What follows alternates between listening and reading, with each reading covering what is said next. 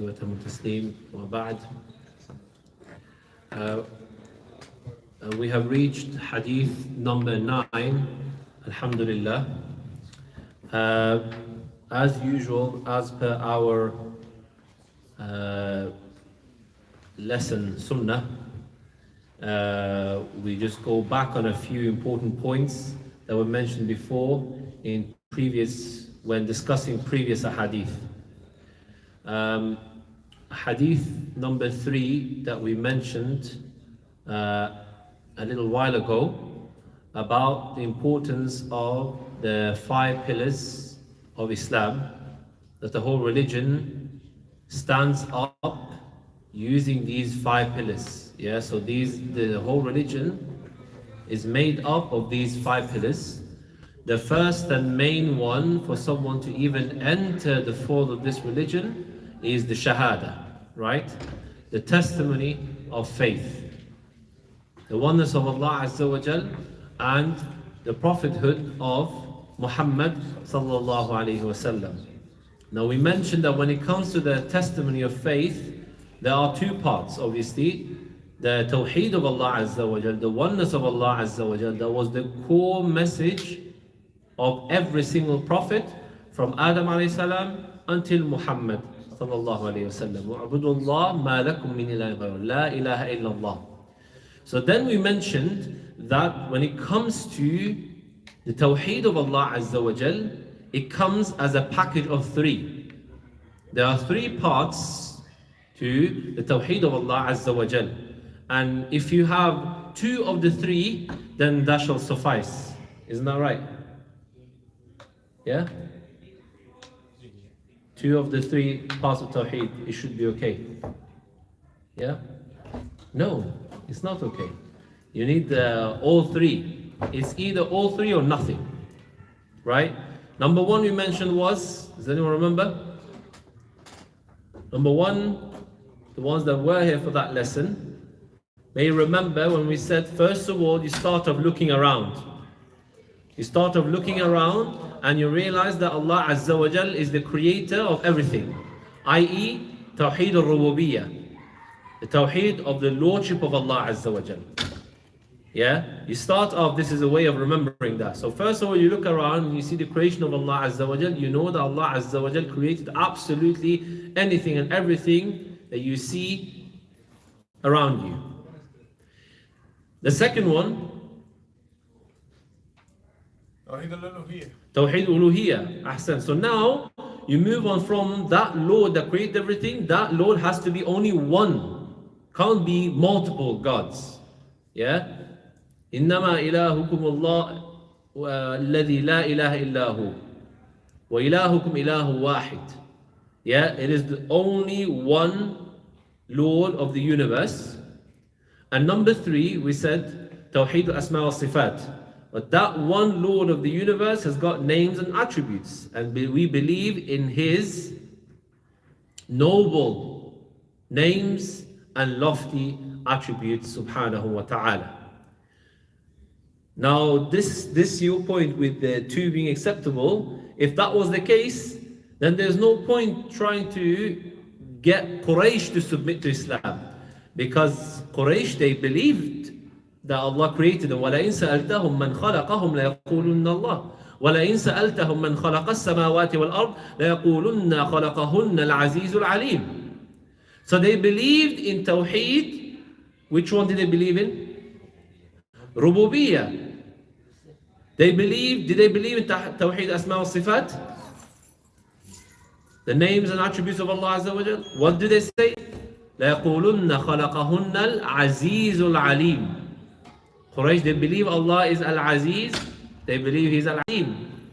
Right? So they do believe in most of the Asma wa Sifat. The problem they had was with the oneness of Allah Azza wa Jal, where they find it strange, as mentioned in Surah As-Sad, أَجَعَلَ الْآلِهَةَ إِلَهًا وَاحِدًا إِنَّ هَذَا لَشَيْءٌ عُجَابٌ. You make all our gods into one? That is very strange. But it's not strange worshipping idols made of stone or bricks or wood or even dates. And then when they became hungry, they ate that idol as well. Just like Umar Khattab says. We made an idol from dates And later on I started worshipping it. Then I became hungry, there's nothing else to eat, so I ate my God. Right? That made sense to them, but it didn't make sense to have one God to worship, the creator of the heavens and the earth. Ala kullin, so those are the three parts of Tawheed that you need to adhere to and accept and submit to for your Islam to be accepted. Right? Number two was the prophethood of Muhammad Rasulullah sallallahu alaihi wasallam, yani la ilaha illallah Muhammadur Rasulullah. And we said that the prophethood of Muhammad sallallahu alaihi wasallam consists of four parts, four rights that he has upon us, which were, what were the rights? What do you think of the rights of the Messenger sallallahu alaihi wasallam? What do we automatically sign and submit to when we say Muhammadur Rasulullah? We believe in everything he told us of the unseen. Yeah, that's one of them. Yeah. تصديق فيما أخبر. I don't know if it's right, but I assume one of them would be that he is the final messenger. Why? By saying that we already believe that. Yeah. طاعته فيما أمر. أحسن. So obedience. واجتناب ما نهى عنه والزجر. Staying away from that which he forbade us from. وألا يعبد الله إلا بما شرع. We don't worship Allah except through the way He legislated, and that's it. Okay? And then lastly with the hadith, we stepped back and gave a full analogy, right? So pillars, arkan, is what holds up a building. These 5 pillars, they need to be on solid foundation. The foundation represents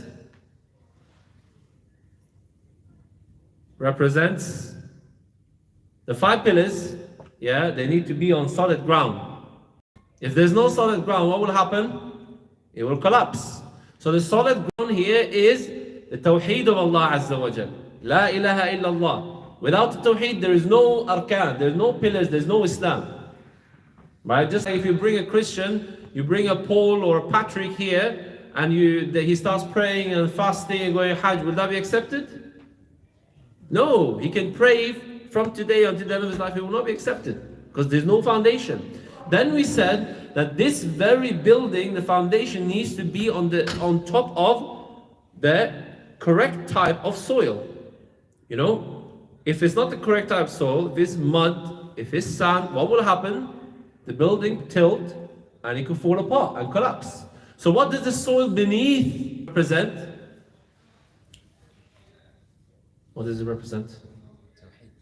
La, Tawheed is the foundation. We already said that. Like this ground that you're sitting on, like let's say this is the Tawheed. Underneath this ground, the soil. What does that represent? No. No. La, adab. Etiquettes, manners. Right? Because Rasulullah sallallahu alaihi wasallam, he built his character and etiquette and adab for 40 years, almost double the amount of time he was an actual prophet. Right? So Allah Azza wa Jalla says, فَبِمَا رَحْمَةٍ مِّنَ اللَّهِ لِنْتَ لَهُمْ وَلَوْ كُنْتَ فَظًّا غَلِيظَ الْقَلْبِ لَانْفَضُّوا مِنْ حَوْلِكَ. If you were hard-hearted, if you were of bad manners, O Rasul, they would have left you. They wouldn't have been a Tawheed, they wouldn't have been 5 arkan. That's why we say it starts off with adab. وَإِنَّكَ لَعَلَىٰ خُلُقٍ عَظِيمٍ. You are of great character, Allah Azza wa Jalla says about the Messenger sallallahu alaihi wasallam. Highlighting the importance of adab and akhlaq for us, especially living in these countries, being ambassadors of this religion. Most of the time you find that people come into the religion through actions, because actions speak way, way louder than words. You can debate a guy for days, weeks, months, versus one action that they see from you that makes them submit to Islam straight away. And there's many stories, we're not going to get into that. Right, so now we move to the hadith for today. Al-Hadith al-Tasi' عن أبي هريرة عبد الرحمن بن صخر رضي الله عنه قال سمعت رسول الله صلى الله عليه وسلم يقول ما نهيتكم عنه فاجتنبوه وما أمرتكم به فأتوا منه ما استطعتم فإنما أهلك الذين من قبلكم كثرة مسائلهم واختلافهم على أنبيائهم. رواه البخاري ومسلم. Reported by Imam Bukhari and Muslim rahimahullah, hadith number 9, on the authority of Abu Hurairah radiallahu anhu says, I heard the Messenger sallallahu alayhi wasallam say, stay away from that which I forbade you and take that which I commanded you to the best of your ability. For indeed the ones before you, the nations before you were destroyed, eliminated through unnecessary questioning and deliberately differing, going against their prophets.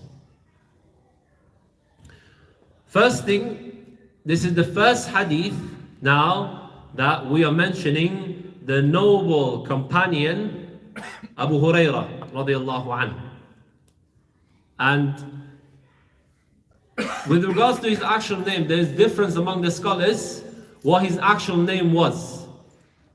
Yeah, some say Abdullah, but most scholars they lean towards his name being Abdul Rahman ibn Sakhr.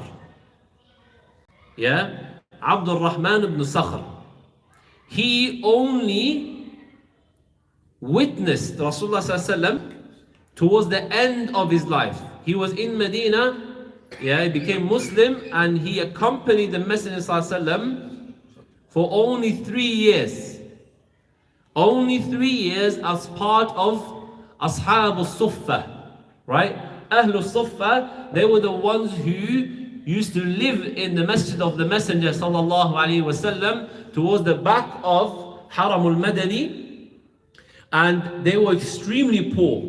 And they dedicated their lives, yeah, to the teachings of the Messenger ﷺ, yeah, trying to learn as much as they could, right? So they were there solely for the purpose of learning from the Messenger ﷺ. And one of them was Abu Hurairah radiallahu anhu.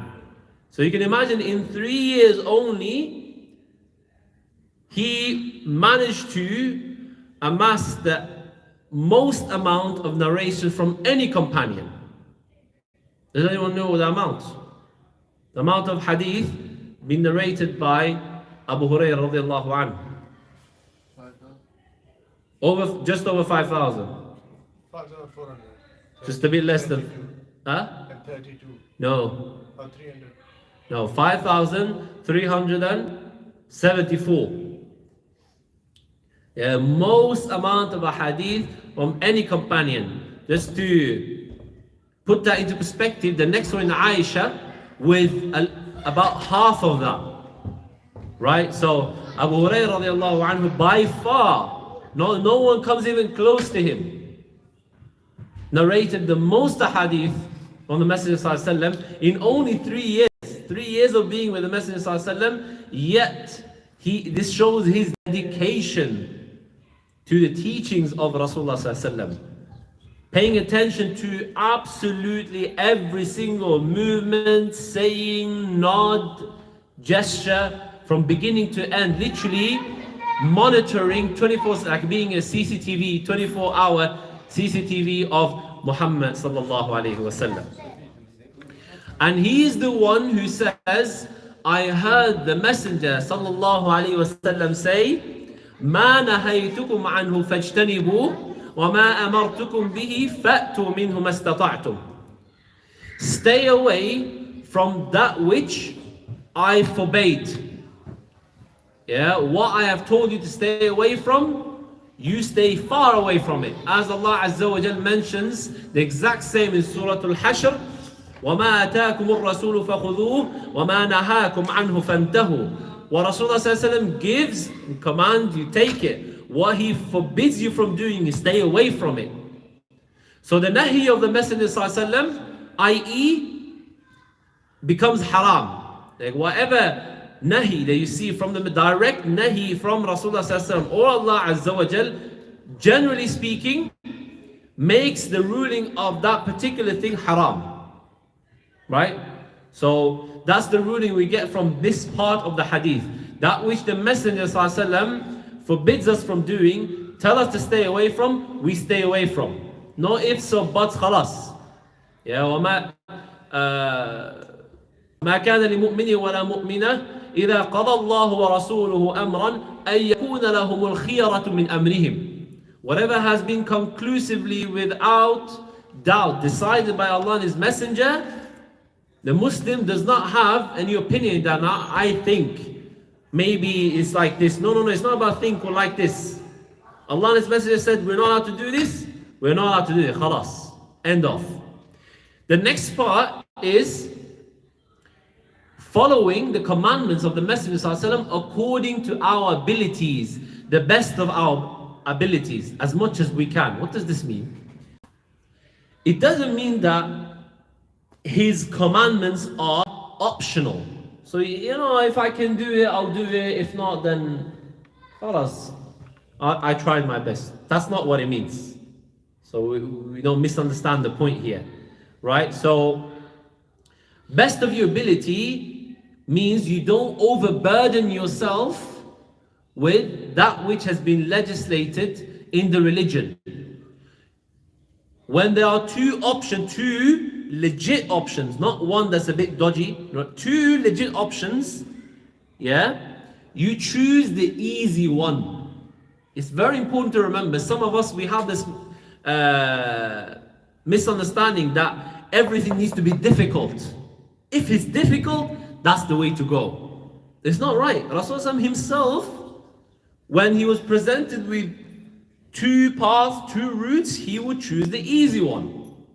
So us following his footsteps, we also choose the easy route. For example, if it's in the winter and you're making wudu, it's not like I'm gonna make wudu with cold water. I'm gonna go through the hardship. There's much ajr in it. There's more reward. I'm gonna make myself go through that. No.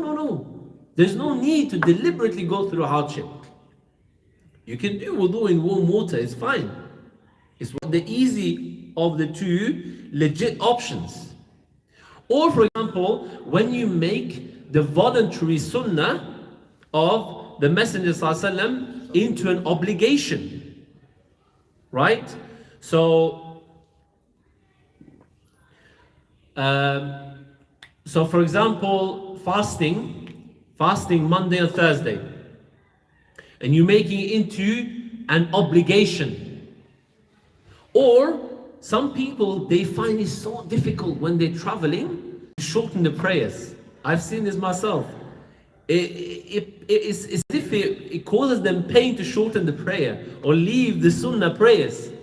You're traveling, Rasulullah himself would leave the sunnah prayers. Who do you think you are? Just because something, I don't think it's the right one because it's just too easy. It is easy because Rasulullah made it easy, and because Allah Azza wa Jalla wants ease for us. يُرِيدُ اللَّهُ بِكُمُ الْيُسْرِ وَلَا يُرِيدُ بِكُمُ الْعُسْرِ. Just like when it comes to, for example, combining the prayers. There are times where it is possible for us to combine two prayers.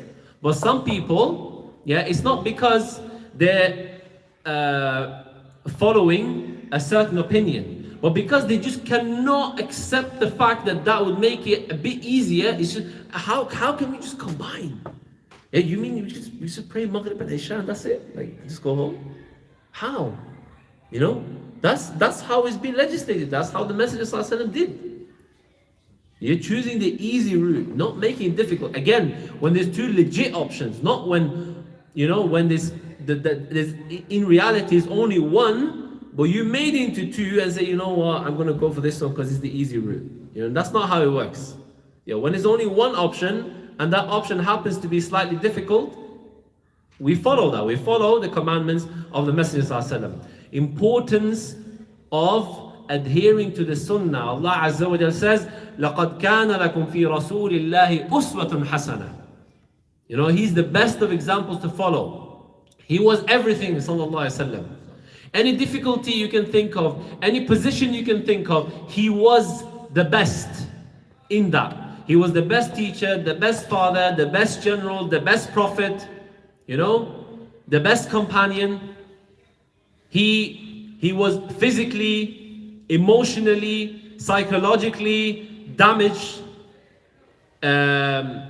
He went through hunger. He lost his children, he buried all of his children except for one. He was physically hurt. He witnessed the death of his companions, his family members, his uncle. He was robbed.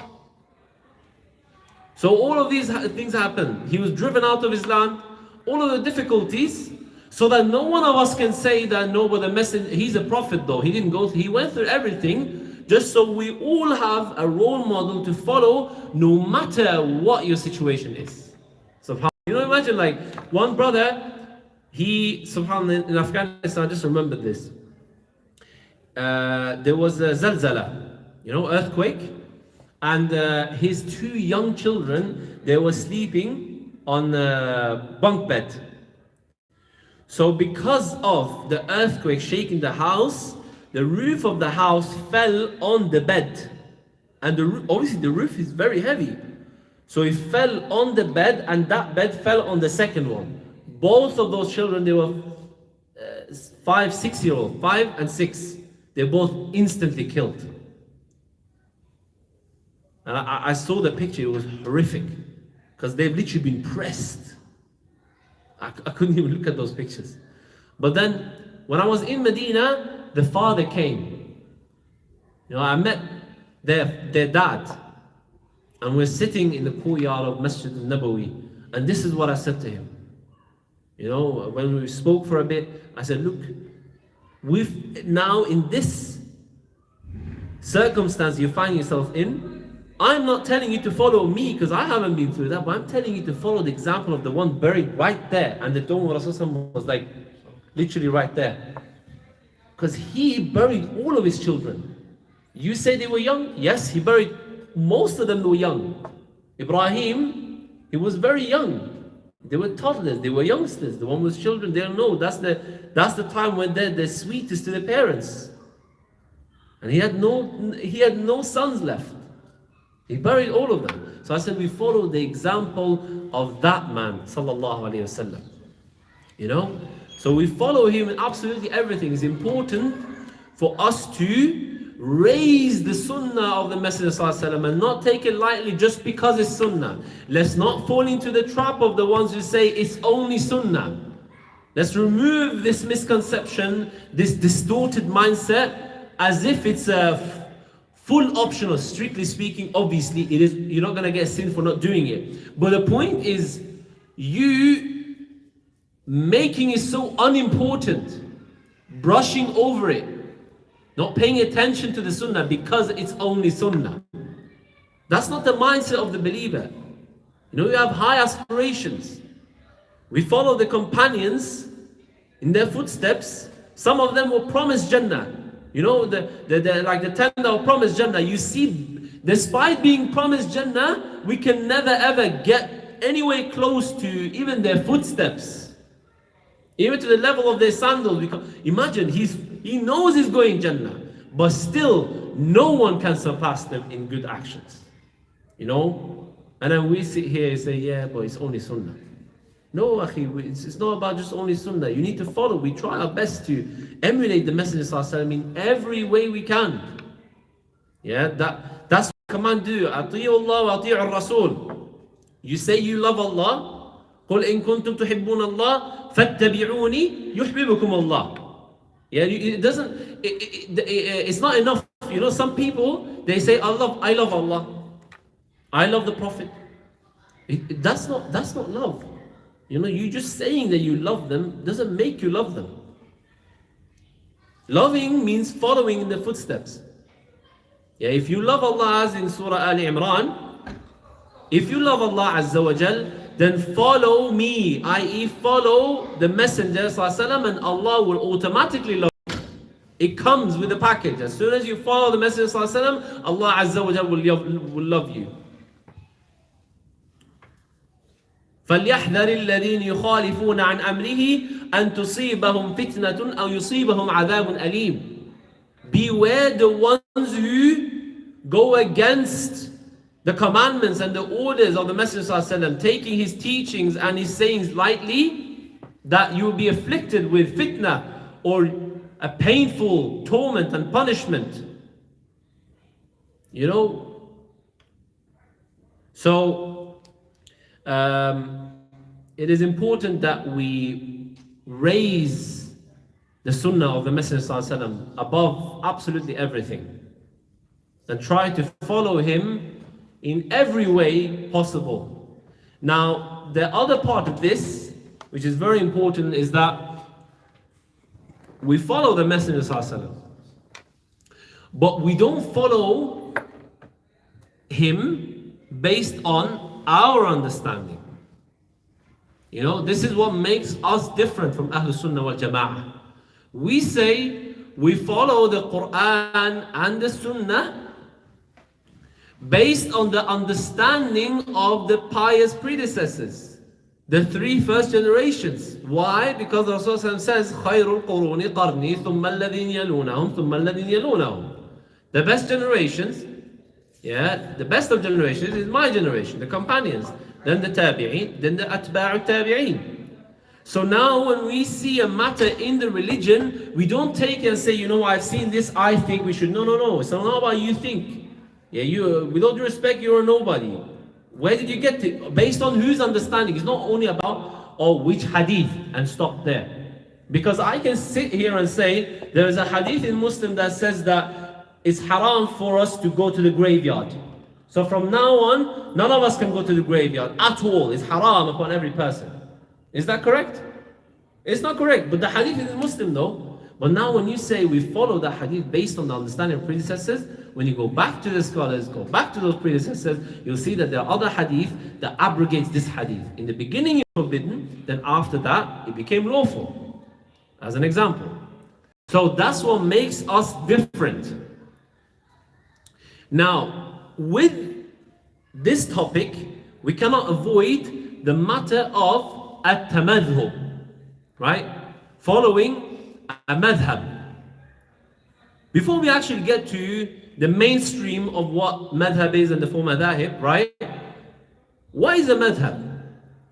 A madhab, most people don't know what a madhab is.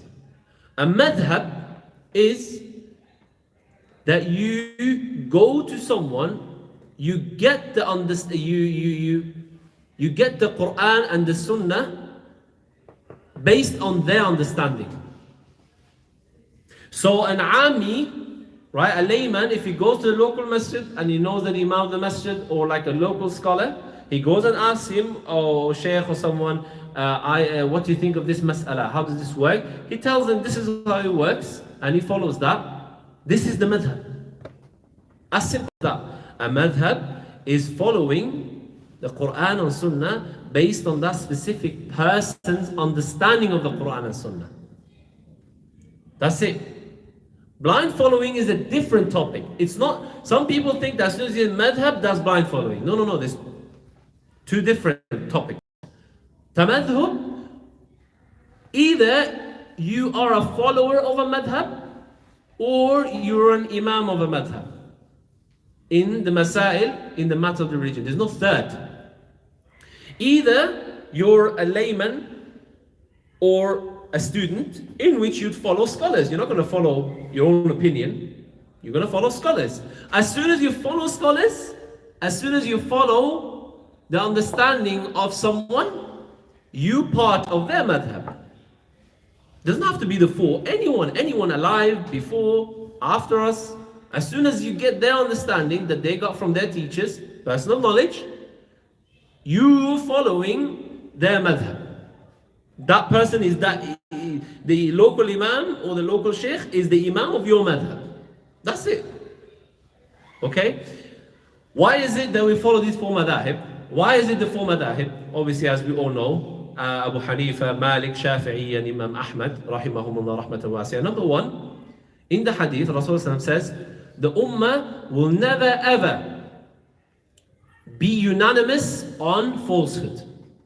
There will never be, the whole ummah will never unanimously agree on falsehood. It will never happen. Okay, this is how we start. The four madahib of fiqh, yeah, there are madahib in every field, but it's just they're spoken about the most. There are madahib in aqidah, there's madahib in tajweed, there are madahib in Arabic. There's madhab, there's understanding of scholars in every field you can think of. There's madahib in tafsir, but it's just the fiqh ones that we focus on a lot. That's why it's what's spoken about and mentioned, because it's got to do with fiqh masail, rulings, right? So the ummah unanimously have agreed on these four madahib, yeah? These four schools of thought. That's why they're called schools of thought. Understanding of the Quran and Sunnah based on their understanding. Not that some people say, it's not right when you say, oh, akhi, do you follow Rasulullah sallallahu alaihi wasallam or Malik? Do you follow the Quran and Sunnah or Malik? Well, what did Malik bring? Tawrat and Injil? Imam Malik rahimahullah is bringing you Quran and Sunnah based on his understanding, his scholarly understanding of the text. You know, a hadith that you open is not black and white. There's so much that goes into a ruling, combining all of the hadith, the different interpretation of Arabic, then the different understanding of the companions, then how they reacted to it, how they applied it in their lives, how the scholars took it. There's so much that goes into one ruling, and we think that, you know what, I saw this call, yeah, this is the hadith, let's see, we'll follow it. And anyone else is wrong. That's not how it works. It's not black and white. If it was that easy, we all would be scholars right now. We all can read a hadith, you know? So, some people, they're too hasty when it comes to either refuting the madahib, or on the other hand, we do recognize that it's not also right to do ta'assub.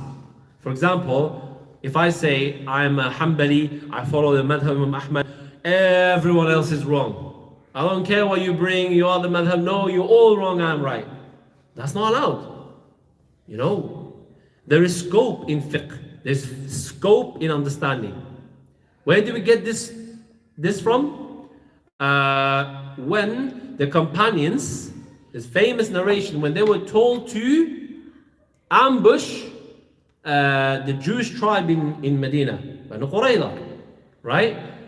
And Rasulullah said, make sure you pray Asr where the Jewish tribe resides in Medina. So now the companions, they start moving, but they're seeing that the Asr Salah is coming to an end. Now automatically, they become divided into two groups. One group says, no, Rasulullah didn't mean actually pray Asr there. It's just a metaphor of saying, be quick. Yallah, be quick. Move quickly. So we're going to pray now. The other group said, no, Rasulullah said, pray Asr there. We will pray Asr there. That's it. We're going to take it literally as the Messenger said. So when they got there, Asr time had finished. So they prayed Asr. After his time, then they prayed Maghrib. So now they both come to the Messenger and he could have easily said, you are right or you are right. This is Rasulullah himself. And when this matter came to his attention, he said, you are both right. Because you both tried to follow my commandments and you had two different interpretations that clashed. But he didn't say you're right or you're right. He said you're both right. Meaning that there is room in fiqh, different to aqidah, different to creed. Yeah, we need to understand this. There's a lot of misconception, misunderstanding when it comes to the madhahib and following the madhab. And last thing, obviously there's so much that can be said. Last misconception about this is a lot of people think that, you know, the madhab, you follow one person. One person is followed. That one imam 1,000 years ago is followed. Yeah, but it's not true. Because the madhab is like a house where the door is the imam, the main person is the imam and his understanding and his usul, but then you got all the bricks making that house.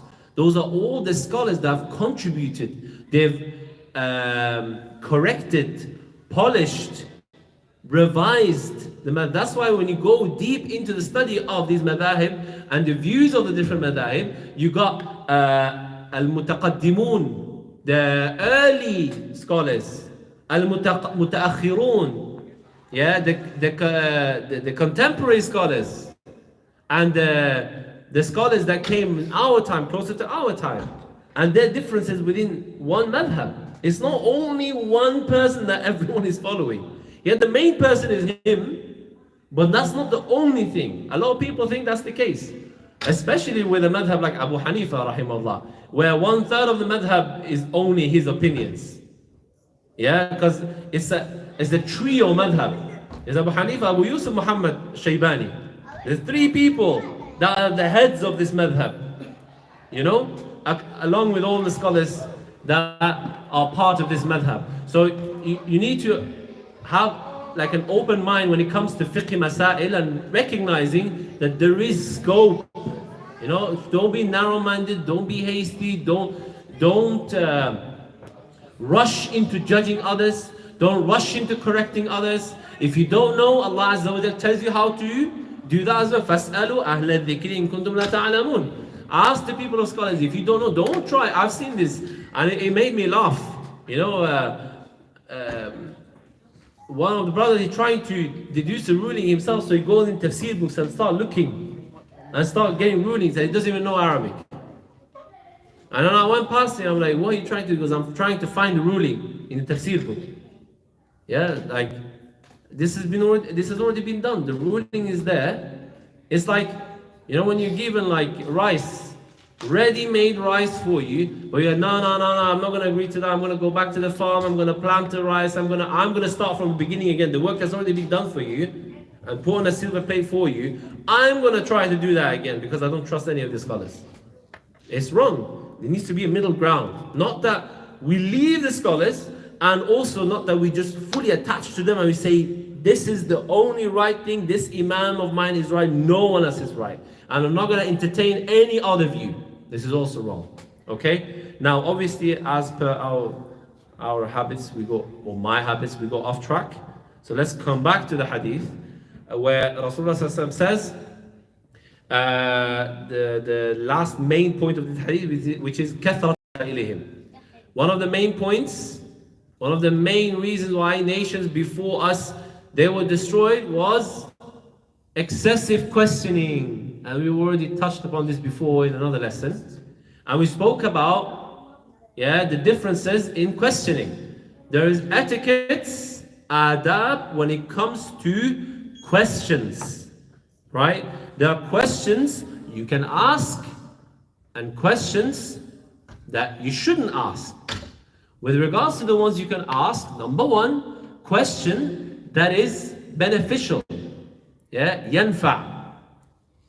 Yes, سؤال الذي ينفع. The question that will actually benefit you. There is benefit in knowing it. The second thing is, if you think there is a need where people haven't understood a mas'ala, and you ask the teacher, you know the mas'ala yourself, you ask, but you want him to respond so everyone else can hear. Like Hadith Jibreel alayhi salam, where he came and asked for the purpose of the companions hearing the answers from the Messenger sallallahu alaihi wasallam. Yeah? So these are questions that you are allowed to ask. Yeah? Beneficial questions and questions to teach others. The ones you can't ask is, first of all, questions that do not benefit. You know, why are angels carrying the throne of Allah? Why is the sky blue? Why is it not red? You know, why did Allah make in 6 days? Couldn't He make in 7 days? And I've heard these, by the way, not even made up. I wish they were made up. So there's a question that don't benefit. Then there is a question where you don't care about the answer, but you want to show off to people. You want to show off. You want to You want people to hear that you know the mas'ala. Usually how it goes is, you mention the whole mas'ala, you do a full-on explanation and sharh. Long sharh, at the end there's a little question. But the point was that everyone hears that part, that you know your stuff. Yeah, that was not allowed, definitely, showing off. Number 3, which is also not from good adab, is asking a question to test the teacher.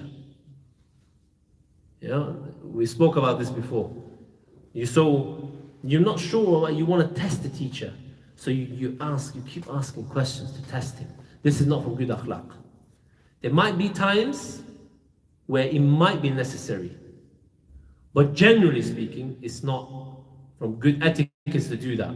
Like we mentioned the story, remember, of Imam Ahmad and his friend Yahya ibn Ma'in.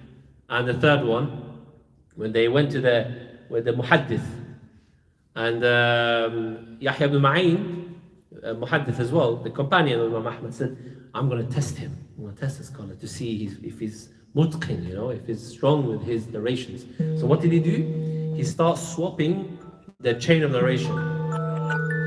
So he swapped the chain so that he wouldn't know, just to see if he's strong enough with his hadith. So when they went in, Imam Ahmad sat on his right side, the other one that was with, the third one, he sat in front of him. Ibn Ma'in sat on his left. So Ibn Ma'in says, Shaykh, I want to ask you about a few hadith, a few narrations. He says, Faddal. So he started asking hadith number 1, and he's changed the chain, deliberately changed to test him. So he tells him hadith number 1. He says, I haven't heard of that hadith. So then he mentions second hadith. I haven't heard that one. The third hadith, I haven't heard. After a few of the hadith, he realized what he's trying to do. He realized that he deliberately changed the chain. So then he tells him to stop. He says, as for the Imam Ahmad, he came here with adab, and the third one in front of me as well. And he goes, as for you, and he put his left foot and he kicked him off that little stage that was there. He kicked him, he goes, get out from here. Because he got annoyed that you're going to come and test me, and it's not from good adab, akhlaq.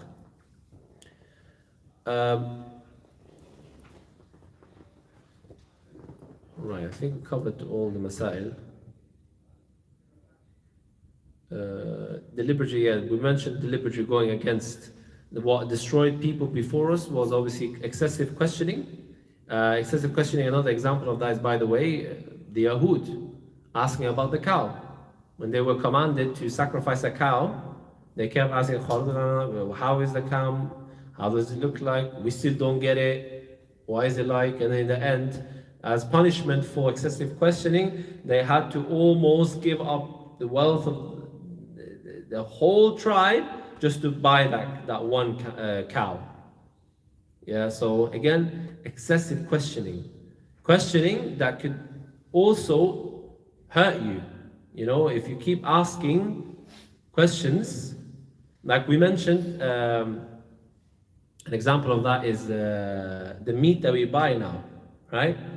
So the standard, yes, I can see the smiles. The standard thing is that you go, and if a Muslim says it's halal, it's halal. It's halal, khalas, you eat it. The problem is when one hero decides to go and investigate, and he travels all the way to the country where the meat comes from, and then finds that there's some dodgy practice there. He keeps asking, keeps investigating, and then when that becomes clear to the rest of us, what happens to us? We all have to now not eat from that meat. Because that one hero decided it's a good idea to go and investigate, when it's not up to the person to investigate. But because they did that, now we all have to submit to this new finding of them, of those brothers. Hadahumullah. May Allah Azza wa Jal allow us to follow in the footsteps of our beloved Messenger Sallallahu. May Allah Azza wa Jal allow us to be smart and remember al-Islam when it comes to both seeking beneficial knowledge and when asking questions from our scholars. rahimahumullah for the ones that passed away, and hafidhahumullah for the ones that are still alive. Any questions before we end? Just on the topic of like the madhabs, would it be appropriate to say like if there's an instance where like a certain madhab follows a thought or an understanding, but a different one is understood to be closest to what is the sunnah basically. So is that a thing? Not to say that let's say a conflict, but in the instances where you can consider something to be closer to the sunnah, therefore followed or seen as more appropriate. So can you be variable in basically what you take, or should it be the case that as a general recommendation practice that someone has, I'm talking about in reference to like a layman where they don't have knowledge themselves, is it best that they just stick to one ruling and thought basically? When it comes to the layman, that's a very good question. That's a question that benefits, by the way. Yeah. Beneficial question. So when it comes to the layman, it is upon the layman. It is for them to find someone, or if they have someone, whether it's the local imam or a scholar in the area, where they outwardly trust his character and he has heard good things regarding their knowledge, and they go and ask that person, and whatever they tell them, they can ask for evidence if they want, but as a general rule, that person, whatever madhab he adheres to, he answers you and you follow that as a layman. Because you cannot differentiate between the rulings. If you go to a different person, he might say something different. A third person is different. So it's like you get confused. Which one am I following? One says halal, one says haram, one says mubah, one says makruh. Which one am I following? They understand why there's a difference, but a person, a layman, will not understand. So it is better for them to stick to that one scholar. And to be honest, even though laymen may say that they follow madhab, most of the time you find that even the layman will not going to know the ruling of that madhab. You can say it is permissible to say you're a Hanafi, you're a Shafi'i, you're a Maliki, you're a Hanbali. It's fine to say it. But most of the time you find that the general masses, they don't know what the madhab actually says. They don't know, because it's very intricate, it's very detailed what a madhab says and what a qawl of an imam says and what the rest say and what there's consensus on, what they differ on. There's a lot to it. So the short answer is, if you trust someone's opinion and they tell you, you can follow that. And then, for example, if you listen to another scholar, like maybe a scholar from Saudi, if it comes to the rulings that are not to do with where you are right now, because it's unfair to get fatwa from scholars that are on the other side of the world that never stepped foot in the UK, regarding matters to do with your surrounding, but matters to do with like general ibadat, for example. If you see a scholar from the scholars of Islam today, and you listen and you think that this one like sounds like he's trusted, it's not ambiguity or doubt when it comes to that scholar, then it is fine for you to follow that person, even if he is in conflict with the one you're trusting. But if that happens, you should still go and ask, okay, I've heard this, what do you think? Right? Because what you don't want to do is, one of the brothers said like, I said to him, okay, if you differ on an opinion, let's say you go to the second person or third person, and then you choose that one, and then you choose this one, what are you basing that on? He goes, well, I'm basing it on like, if I feel that it's the right path. I was like, but do you know that feeling of right path? Where does that come from? What does that come from? If it's knowledge based, obviously that's clear. But if you like that person without knowledge, what do you base it on? Just because it sounds right. I have a feeling. That it doesn't go by feeling. So generally, it's good to have that one person, that one scholar, teacher you trust.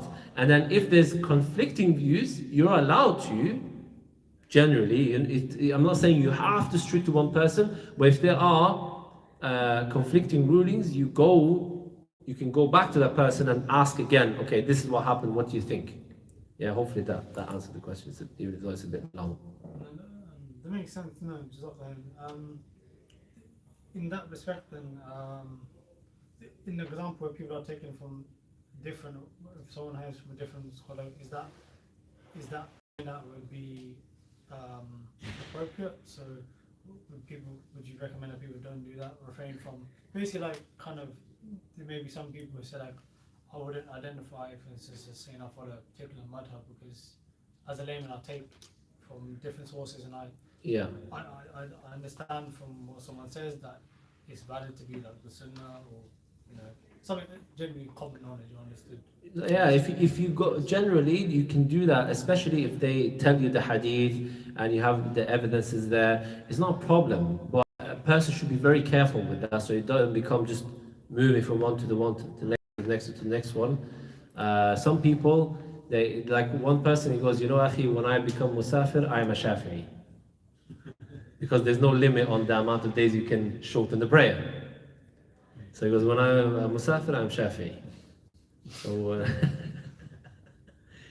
and then... I was going to say, it can play a part, isn't it? Because then your personal preference comes into but that's a problem. Yeah. Yeah, so that stuff affecting you is a problem because you don't know what you're basing it on. If they give you clear evidence and it's a scholar that's trusted, for example, if you open the video Sheikh Uthaymeen rahimahullah or Sheikh Fawzan hafidhullah, these are the ones that you know the general consensus of the ummah is that they are scholars, right? And they say something in this hadith, that's credible because okay, these are scholars that everyone agrees on their scholarship. Not just anyone. No worries. Any more questions? Is it permissible to follow like one mas'ala from one madhab and a different one? I think that's the same question. Yes, I was saying. But it depends on. Let's say if you're a layman, doing that is dangerous. No, But if you're a talib al-ilm, but I mean, like, if you actually follow only one madhab, but in one specific mas'ala, you do a different one. who is doing that though? A scholar, talib al-ilm, Someone who knows a madhab. Like someone who knows the madhab, someone who has the knowledge, and they've actually researched and they've gone and asked the scholars, and then despite that, they say that like, even though in my madhab it says this, in the other madhab it's like this, so I'm going to do that, it's fine, no problem. Like, no one is saying you have to 100% be on that madhab and say absolutely everything that madhab says. No. No. Just on that point, I mean, what's the recommendation? Is it to follow one madhab? For example, let's say when I pray, I usually don't jahr bil basmala, mathalan. But sometimes if I want, I do because I know another madhab, you know. الأمر فيه واسع. Is that recommended to do that, or is better to stick on one point and then if there is, for example, relevance for looking around for another, as he said, mas'ala, then we do it. Like, what is the course of... Again, it depends on what kind of a person you're referring to. If it's a layman, you can say that you're a madhab, but in reality you're not. You're following a scholar, right? You're not following the madhab like that because you don't know what's in the madhab. If you're like a bit above and talib al-ilm, it's better to stick to one madhab so you have firm ground, you know where you stand, only because of that. So any talib al-ilm, it is the recommendations of the scholars. Scholars of the past, they were of those four madahib by the Shaykh al-Islam Taymiyyah was a Hanbali, Ibn Hajar Asqalani was a Shafi'i, you know, Ibn Abdul Aziz was a Hanafi, you know. So these ones, they were following one of the madahib. So as a general rule, just so you have somewhere to stand on, you can follow one of the madahib. And if you, obviously in the matters that you know that there's scope, then you treat it as scope and you're understanding, and sometimes you can do that as well. Like, for example, the mas'ala you mentioned, Jahr Bismillah ar-Rahman ar-Rahim, you know, saying Bismillah ar-Rahman ar-Rahim out loud, There's difference of opinion. There's scope in that. If you want, if you generally they say don't, but if sometimes you do, or you're standing behind an imam that does, it's fine, no problem. There's scope in those masail.